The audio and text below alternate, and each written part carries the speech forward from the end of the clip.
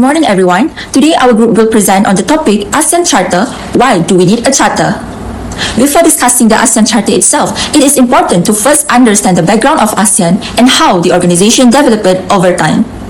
ASEAN, or the Association of Southeast Asian Nations, was established on 8 August 1967 in Bangkok, Thailand. 5 Southeast Asian leaders came together and agreed to form a regional organization to strengthen cooperation and maintain peace in the region. These founding fathers were Adam Malik from Indonesia, Narciso Aromas from the Philippines, Tun Abdul Razak from Malaysia, S. Rajaratnam from Singapore, and Tanat Koman from Thailand. Together, they signed the ASEAN Declaration, also known as the Bangkok Declaration, which officially marked the formation of ASEAN. The formation of ASEAN was heavily influenced by the Cold War. At that time, Southeast Asia faced political tension, security threats, and the spread of communism across mainland Asia.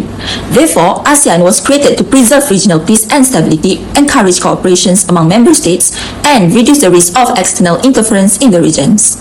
Over the years, ASEAN successfully expanded its cooperation in areas such as politics, economy, and social development. The organization also grew from 5 founding countries into a larger regional bloc representing Southeast Asia as a whole. However, as ASEAN became more developed and its responsibilities increased, questions began to arise about how the organization could remain effective and better coordinated in handling regional challenges. This eventually created the need for a stronger and more structured framework to guide ASEAN's future directions and cooperations. Therefore, to understand why the ASEAN Charter became important, we must first examine the situation and limitation that existed before the Charter was introduced. With that, I would like to pass the presentation to the next speaker who will explain the loopholes and challenges faced by ASEAN before the ASEAN Charter existed. For 40 years, ASEAN worked together without any official legal rules. From 1967 to 2007, the group only followed simple agreements and share statements. These early documents did not need official government approval and were not legally binding. This created a loophole because ASEAN acted more like a casual club of friends rather a real legal organization with a strict constitution. This unique style of working is called the ASEAN Way. What makes it special is the rule of non-interference, which means countries do not meddle in each other's private business. Since the beginning, all members have respect each other's independence. This shows that every nation is treated as an equal, no matter how big or small they are. However, this flexible style has some big weaknesses because every decision needs everyone to agree. The work can become slow and unorganized. This makes the group less efficient. These weaknesses have made ASEAN too slow to fix serious problems, like the arguments in the South China Sea. Because of the ASEAN Way, it has been very hard for the group to find a clear solution between member countries and China.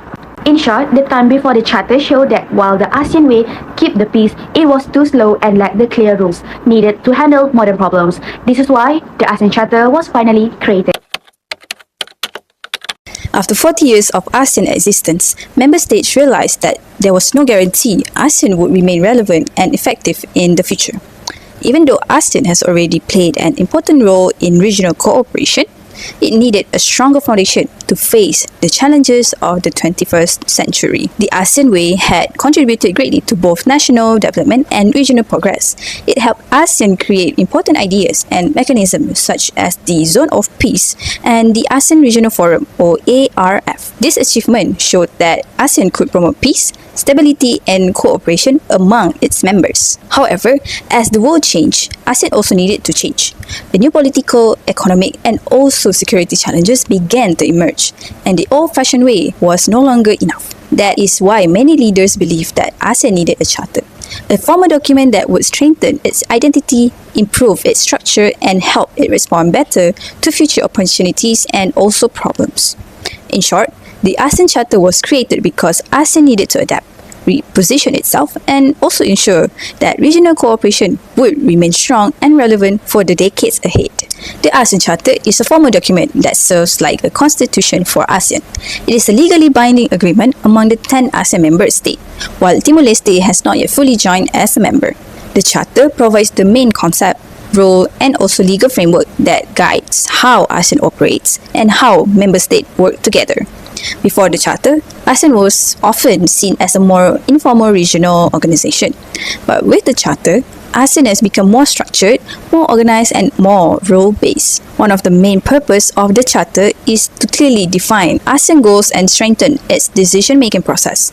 It also helps reinforce ASEAN institution, making the organization more effective in handling regional issues. In this way, the Charter gives ASEAN a strong identity and a firmer foundation for cooperation among member states. The ASEAN Charter officially entered into force on 15 December 2008. Since then, it has played an important role in shaping ASEAN's development and in making regional cooperation more systematic and stable.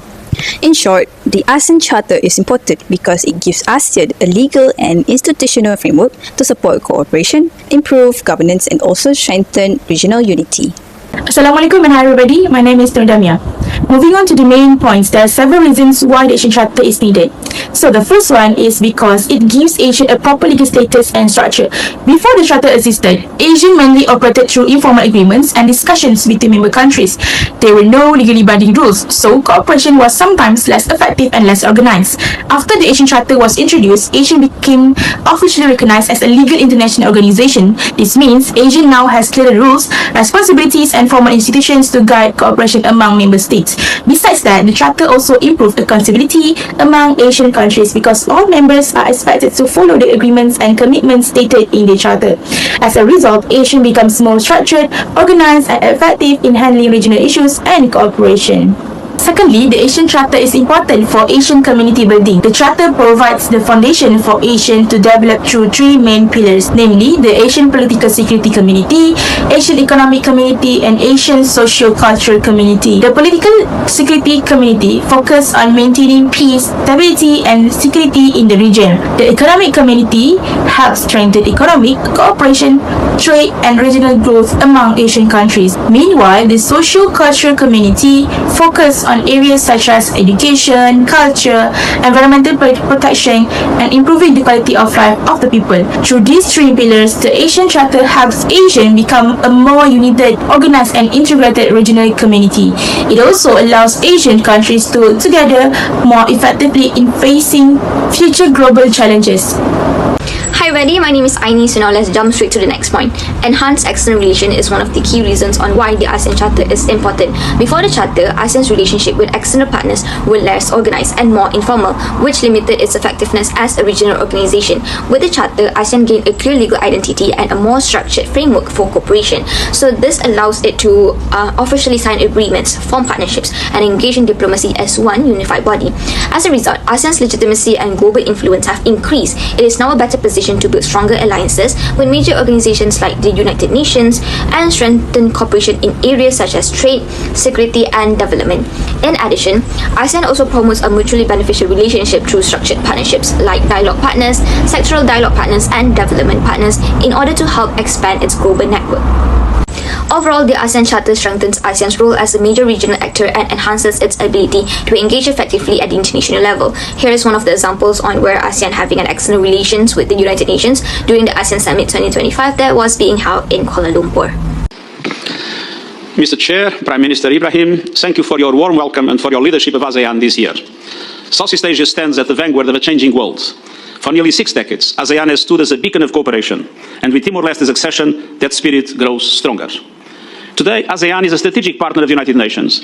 Our collaboration rests on shared principles and practical cooperation from our comprehensive Alright, ladies and gentlemen, I have a question for you to think about. Can a region truly prosper its borders and are uncertain and its people's rights are unprotected? For decades, Southeast Asia has navigated these challenges through informal pacts. But to bridge the gap between the national interest and regional stability, we needed more than just a consensus. We needed the ASEAN Charter, which is the constitutional anchor for regional security and human rights. In terms of security, the Charter was a game changer. It transformed ASEAN from a loose association into a legal entity under international law. This wasn't just a title change. It created a rule-based framework for conflict resolution. By codifying peace and establishing formal dispute mechanisms, the Charter ensures that regional tensions are managed through dialogue and law, rather than power politics. It is the shield that maintains our zone of peace, freedom, and neutrality.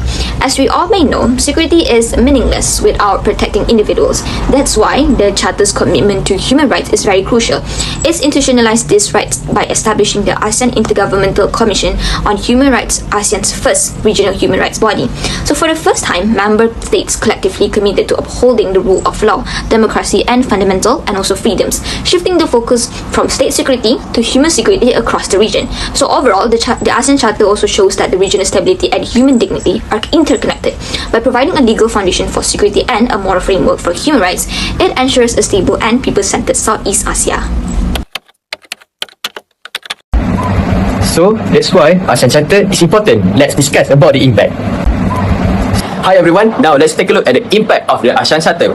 One of the impact of the ASEAN Charter, which is improved political dialogue among member states. The ASEAN Charter strengthens communication and cooperation between ASEAN countries through regular meetings such as ASEAN summits and ministerial meetings.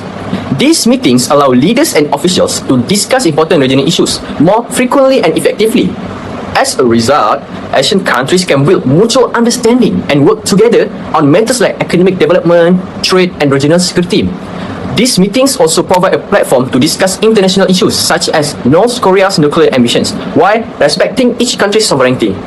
Overall, the ASEAN Charter helps Asian member states maintain stronger cooperation and closer political relationships. Apart from that, another impact of the ASEAN Charter, which is institutionalizing cooperation among member states. The ASEAN Charter made Asian cooperation more organized by introducing three main pillars. First, the Asian Political Security Community. Second, the Asian Economic Community. And third, the Asian Social Cultural Community. These pillars help Asian countries cooperate in areas such as security, economy, education, health, and culture. For example, through the Asian Economic Community, member countries work together to improve trade and investment within the Southeast Asia. This has helped create stronger economic connections and easier business cooperation among Asian nations. The Charter also ensures that these areas of cooperation are coordinated through regular discussions between Asian leaders and governments. Overall, the ASEAN Charter has strengthened regional cooperation by creating a clearer and more structured system for Asian member states to work together. To conclude, the ASEAN Charter was created because ASEAN could no longer rely solely on informal cooperation and the traditional ASEAN way to face increasingly complex regional and global challenges. Although ASEAN had successfully maintained peace and cooperation for decades, the absence of a formal legal framework caused weaknesses in decision-making, accountability, and regional coordinations. Therefore, the ASEAN Charter became an important turning point for ASEAN. It transformed ASEAN into a more structured, rule-based, and legally recognized organization. The Charter not only strengthened ASEAN legal status and institutional framework, but also enhanced regional cooperation, external relation, political dialogue, and the protection of human rights and regional security. Ultimately, the ASEAN Charter ensured that ASEAN remain relevant, united, and capable of responding to future challenges while continuing to promote peace, stability, and prosperity in Southeast Asia.